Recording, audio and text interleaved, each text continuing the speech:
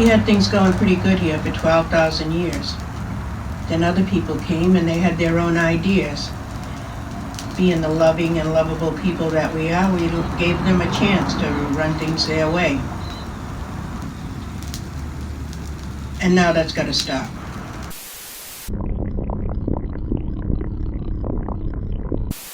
Today I'm here to talk to my own people. I'm here to tell you it's time to decolonize your mind. You've taken up too many of the other people's ways and it's thrown you off track. First, let me tell you, every day is Thanksgiving Day. Starting with, I woke up this morning, thank you. The whole purpose of life is to be in a constant state of thanksgiving. I know that a lot of our young people are confused and angry and discouraged. And we feel for you, we hurt for you. A lot of that has to do with the situation in the world today, but you're also being doubly taxed by the what they call intergenerational trauma. Trauma that happened to your ancestors is passed in the DNA, and you feel it too.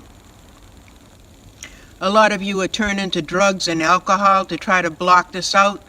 It doesn't work.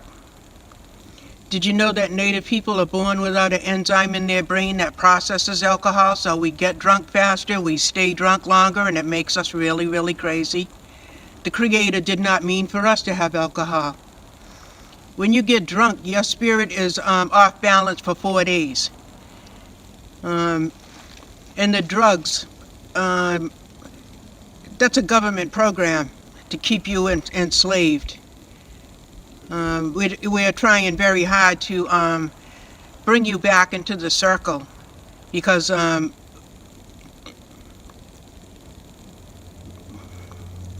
when we lose so many of you, it really hurts. Some of you are crossing yourselves over, and it's the worst pain we can feel. We're going to love you back into the circle, and you'll be happier, and you'll understand that that was not the way to be. A lot of you also so colonized that you're using the N-word a lot.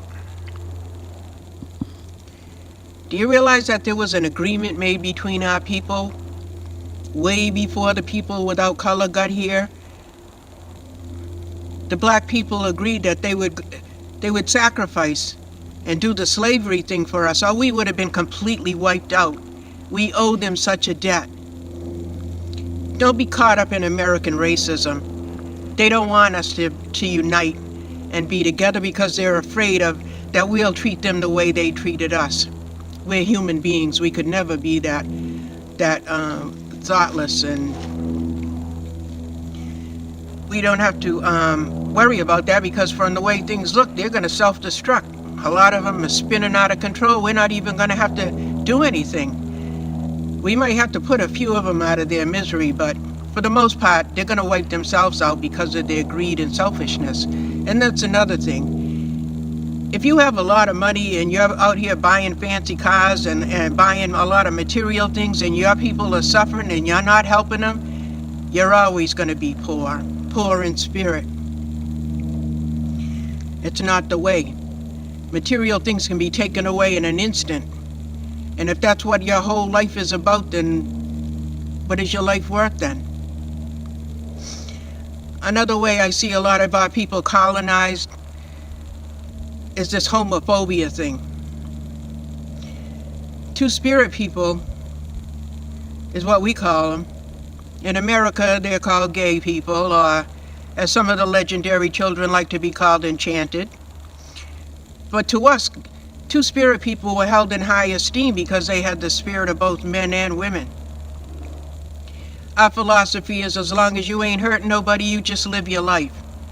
And that goes for you heterosexuals too. I don't like to see our people confused and mixed up and not knowing which way to turn. But when you're confused, it's because your mind and your spirit knows that you're not doing the right thing. and you're never going to be happy like that. We've always been loving people, generous people, and that's the way the Creator meant us to be. I know a lot of our people are Christians. We've always been brought up to have respect for the Christians because that's how our particular tribe survived the colonial wars, because they had what they called the pray or die policy on us. That meant if you didn't become a Christian, you would get wiped out. Our tribe said, okay, we'll be Christians. We went to their church, but we still did traditional things in the woods where they couldn't see it. And over the years, some of us have come to question some of the Christian ways. And I just have a question for some of our Christian tribal members. If God knows everything and doesn't make any mistakes, there's a reason why God put the different colors of humans where He wanted them. And if He's going to send His Son back to check on how things are going, what's going to happen when those people are not where they're supposed to be? Just something to think about. So my main message today is decolonize your mind and think about what you're doing. As long as you ain't doing nothing wrong, then you don't have to worry about what other people are doing. I'm sure you got some business of your own to mind. Have a happy day. We had things going pretty good here for 12,000 years. Then other people came and they had their own ideas. Being the loving and lovable people that we are, we gave them a chance to run things their way. And now that's got to stop.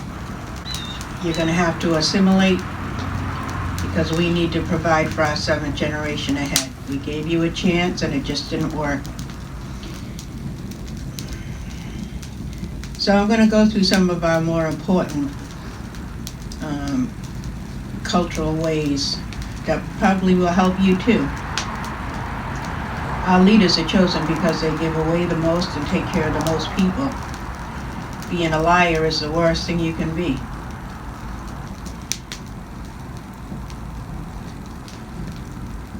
Children are considered the best gift the Creator can give you, and they're to be treasured. You might not like the way they turned out sometimes. You might not like some of the things they do, but you gotta love them. You can even love them from a distance. We didn't have any rape or child abuse or domestic violence here. If a man had to force a woman to have sex with him, he would have got laughed out of the village because sex wasn't a bad thing for us.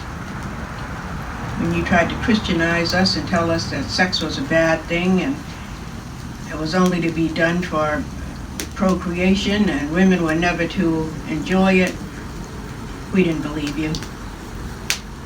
We just figured you weren't doing it right. If a man had to beat up on his wife and kids, the other guys would figure he didn't have the ability to reason, so nobody would want to hang out with him. If you had to leave the village, if nobody wanted you around, nobody could make it on their own. And it wasn't only because of the elements, and it was because the strongest needs in humans is to know that somebody else cares about what happens to you. If your whole community doesn't want you around and they don't care about what happens to you, that's what's going to kill you. In our culture, men and women have equal power. Well, not quite equal. When we start to tell you, Muchi, Wampanoag Tuash, you Mata Englana, that means you must speak Wampanoag. This is not England. You're going to find that in our language, the word for man, Washiton, means the one who walks upon the surface. The word for woman, Matamwasas, means the one who has the last word. We know it's going to be a little hard for you guys to change your ways, and we're going to help you as much as we can. But believe me, it's going to be good for everybody in the end.